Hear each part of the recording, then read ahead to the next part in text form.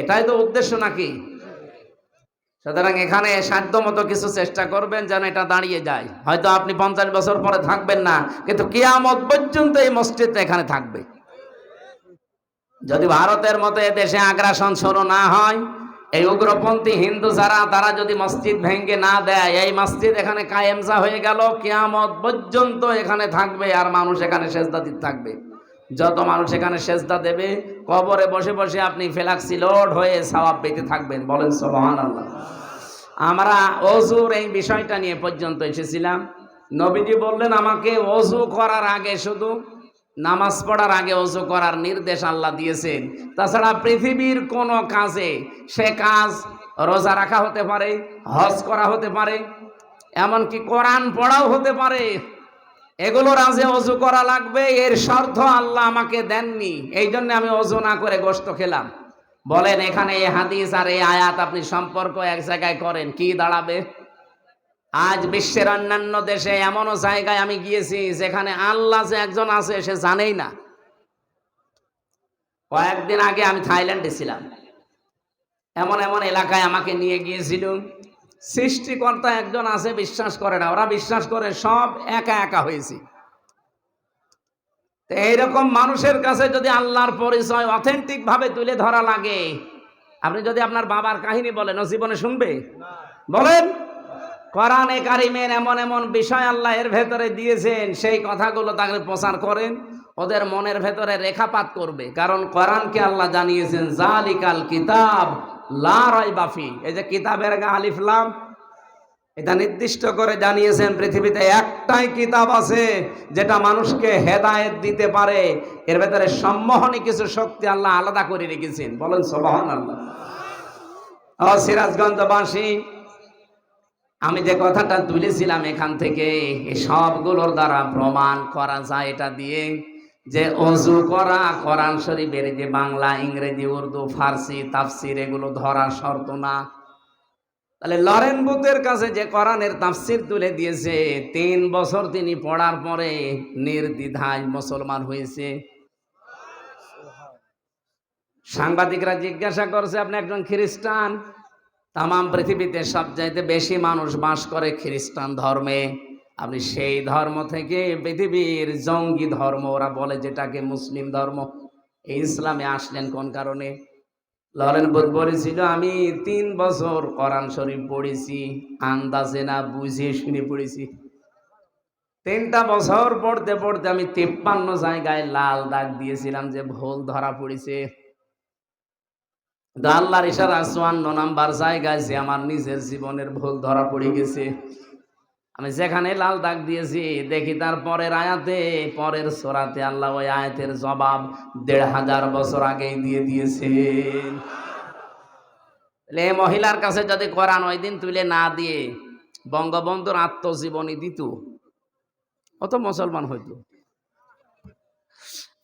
আমি জেলে থাকাকালীন 3টা বছর ওরা পড়তেও দেয়নি, 24 ঘন্টা তালা লাগিয়ে রাখতো ফাঁসির ওই কন্ডেম সেলের ভেতরে।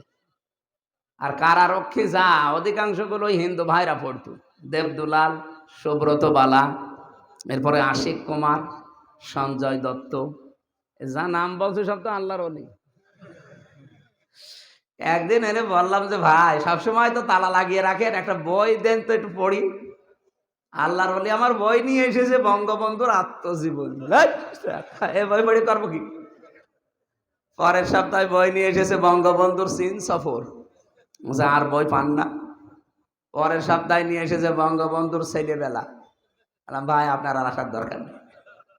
একজন মুসলমান কারারক্ষী পেলাম, আশরাফুল, ওরে বললাম ভাই আপনি তো অন্তত অন্য কিছু না, একটা মুসলমান, তো একটা তাফসির এনে দেবেন তো। সব সময় বাইরে যেতে পারি না, তালাবদ্ধ করে রাখেন, আবার সিসি ক্যামেরা দেওয়া, আমার সাথে যেন কেউ কথা না বলে। আচ্ছা ঠিক আছে। পরবর্তীতে এই যে এটিএম আজহারুল ইসলাম আছে না, নাম শুনেছেন না? কি জামাত ইসলামের সহকারী সেক্রেটারি জেনারেল, একজন মাজলুম মানুষ। ডক্টর মোহাম্মদ ইউনূস দায়িত্ব নেওয়ার পরে বহু বড় বড় আসামি কিন্তু বের হয়ে গেছে, আমরা দেখতে পাচ্ছি। সে যে দলের লোকই হোক না কেন, যারাই হোক, আমি চাই হাসিনার আমলে যারা জেলে ছিল এই 15.5 বছর, একটাও যেন জেলে না থাকে, সব বের করে দিন। কারণ এগুলো সব ভুয়া মামলার আসামি। আমি নিজেরটা বলছি, আমি অন্তত তো ভুয়া মামলার আসামি ছিলাম। আমারে ওরা নাম দিয়েছে আনসারুল্লাহ বাংলা টিমের প্রধান, অথচ ছাতাছে কি আমি জানি না। ভেতরে একজনকে পেয়েছিলাম, মনে হচ্ছে আল্লাহর দলের প্রধান আব্দুল মতিন। ভাই আপনি আল্লাহর দলের সভাপতি, সেক্রেটারি কে? আমার ছেলে। ও সভাপতি, ও ছেলে সেক্রেটারি। এ দেশে আর কোনো লোক নেই। এই হচ্ছে দেশের জঙ্গির অবস্থা। এগুলোকে পুঁজি করে এই পৃথিবীর নিকৃষ্ট মানুষের তালিকা যাদের বললাম, এরা বিশ্বের মোড়লদেরকে দেখাতো যে দেশে জঙ্গি আছে, অথচ জঙ্গি নামে দেশে কিছু নেই। আন্দাজে সব ভুয়া। আমার জঙ্গি মামলা দিলে শয়তান বিশ্বাস করবে? যারা বের হচ্ছে এই মানুষগুলোকে আমরা চাই। তারেক জিয়া বের হয়ে গেছে, আলহামদুলিল্লাহ। ওনার স্ত্রী জবাইদা রহমান বের হয়ে গেছে, আলহামদুলিল্লাহ। ম্যাডাম খালেদা জিয়া খালাস পেয়েছে, আলহামদুলিল্লাহ। আমরা চাই এটিএম আজহারুল ইসলামকেও খালাস দেওয়া লাগবে। আজকে 19 তারিখ, 20, 21, 2 দিন পরে ওনার রায় আছে 22 তারিখে। এবার যদি টাল্টে পাল্টি করেন না, বাঙালিকে হাইকোর্ট দেখান, এ দেশের মানুষ কিন্তু আর কন্ট্রোল করতে পারবেন না। আমরা চাচ্ছি এই মাজলুম মানুষটাকে 22 তারিখে মুক্ত জীবনে ফিরিয়ে দেওয়া হোক। কারা চান দেখি? লিল্লাহে তাকবীর। এই দেখেন তো, হাত তোলেনি কে? না তুললে মনে করবেন ওটা ওই দলের। হ্যাঁ ঠিক আছে। আরে ভাই আমি দল বেদল না, আমি একটা মাজলুম মানুষের পক্ষে বললাম। ইব্রাহিম নবীর পক্ষে একটা ব্যাঙ প্রসাব করে যদি তার প্রসাব পাক হয়ে যায়, আমরা এই মাজলুম মানুষটার পক্ষে, জালেমের বিপক্ষে কথা বললে আমাদের জীবনে আল্লাহ পাক বানিয়ে দেবে ইনশাআল্লাহ। ওনারে বললাম যে আপনি এটিএম আজহারুল ইসলামের বলবেন যে আমির হামজা বই চেয়েছে, তাফসির চেয়েছে, দেখবেন দেবে। হ্যাঁ, উনি 2টা তাফসির পাঠিয়েছিল, ফি জিলালিল কোরআন, তাফহিমুল কোরআন। এই পৃথিবীতে 2টা তাফসিরকে আমি সবচেয়ে বেশি পছন্দ করি, ভালোবাসি। আল্লাহ এই 2টাই মিলিয়ে দিয়েছিল। সুবহানাল্লাহ। সম্মানিত ভাইরা, আমি যে কথা তুলেছিলাম, তাফসির ওই মহিলাকে না দিলেও মুসলমান হতো না, অন্য কিছু দিলে জীবনেও মুসলমান হতো না। কোরআনের ভেতরে আল্লাহ যে সম্মোহনী শক্তিটা দিয়েছেন, এটা পৃথিবীর কোনো কিতাবে দেয়নি। আছে? না, নেই। কারণ অন্যান্য কিতাবের কাছে গেলে আপনি আরো গোমরা হবেন। আপনি এখন ইনজিলের কাছে যান, আসলে ইনজিল নেই, এই জন্য ইনজিল পড়লে আপনি আরো খারাপ হবেন। তাওরাতের কাছে যান, তাওরাত আসলটা নেই, ওটার কাছে গেলে আপনি আরো খারাপ হবেন। শুধুমাত্র এইটার যেহেতু কোনো পরিবর্ধন হয়নি, আর কিয়ামত পর্যন্ত হওয়ার সম্ভাবনা, সুতরাং এইটার কাছে সবাইকে আসার আহ্বান জানাচ্ছি।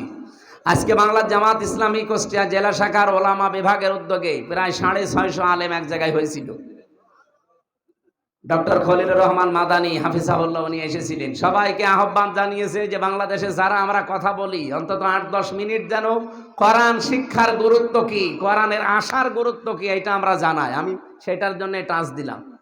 দল মত নেই, কোরআন শরীফ শুধু মুসলমানদের জন্য না ভাই, সবার জন্য। এই জন্য যারা আছেন, আরবি টু আরবি যদি বাদ দেন, শুধু তাফসিরের কাছে আসেন, এটা পড়েন, দেখেন আপনার জীবন পরিচ্ছন্ন হতে বাধ্য যদি আপনার শুধু একটু মন থাকে। গিরিশচন্দ্র সেনের মন ছিল না, ও তাফসির লেখার পরও হেদায়েত পায়নি। আপনার যদি একটু হালকা মন থাকে, যশোরের অধ্যাপকের মতো, আপনি 3 মাসের ভেতরে দেখবেন এই পৃথিবীর শান্তির ধর্ম মুসলমান, ইসলাম এর ভেতরে চলে আসবে। আল্লাহ সেই কোরআনে কারিম থেকে 6666টি আয়াত, এটা প্রসিদ্ধ। 6236টা আয়াত, এটা বিশুদ্ধ। আমরা মাত্র একটা আয়াত পড়েছি, সূরা আহকাফ আয়াত নাম্বার 14, 15, 2টা আয়াত পড়েছি। এই 2টা আয়াত সামনে নিয়ে তাফসীর আকারে কিছু কথা বলতে চাচ্ছি, যেহেতু অনুষ্ঠান আরেকটা আছে তো। আর এখানে 8টা পর্যন্ত সময় নিয়েছিলাম, আমি গুরুত্ব বোঝাতে যে সময়টা ক্ষেপণ হয়ে গেছে। আপনারা আরেকটু থাকবেন না? আউযু বিল্লাহি মিনাশ শাইতানির রাজিম। বিসমিল্লাহির রহমানির রহিম। ইন্নাল্লাযীনা ক্বালু রাব্বুনাল্লাহু সুম্মা ইসতাকামু ফালা খাউফুন আলাইহিম ওয়ালা হুম ইয়াহজানুন। সাদাকাল্লাহুল আযীম। আহকাফ একটা পাহাড়ের নাম। কিসের নাম? আল্লাহ পাক এখান থেকে মাত্র একটা আয়াত 14 নাম্বার আয়াতটা আপনাদের সামনে পড়েছি। ইন্নাল্লাযীনা ক্বালু, নিশ্চয় যারা এ কথা বলে, শুধু বলে না, বলেছে অতীতে, এখনো যারা বলছে রব্বুনাল্লাহ, আমাদের রব আল্লাহ, এ কথাটা যারা বলতে